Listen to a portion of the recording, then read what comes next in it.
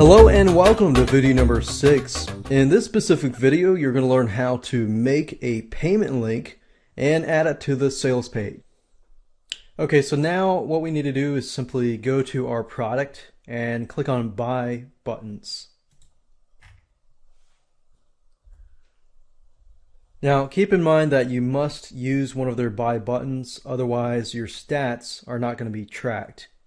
And you can see that notice here.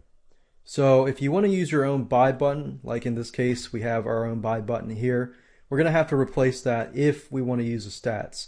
It's a trade-off, but it's definitely a good trade-off because we definitely want to track our statistics. So go ahead and choose a button, and they've got many different buttons, as you can see. I think I'm going to stick with this button here. So basically highlight this, right click, click on copy, and then what I want to do is simply go back here and open this index.html file, or in other words my sales page, in Composer.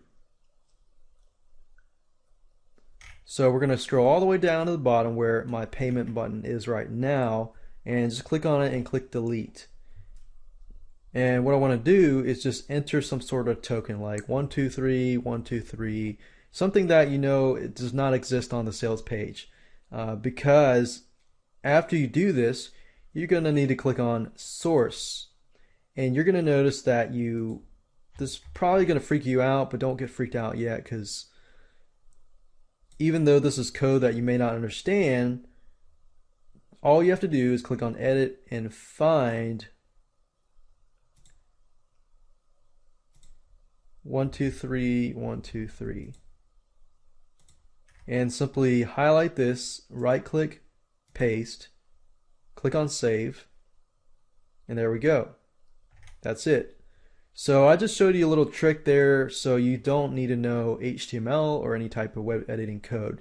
Simply use that trick to enter the buy button and click exit, make sure you save, and there we go.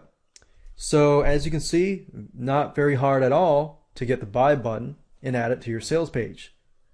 Now in the next video we're going to upload these files to your website.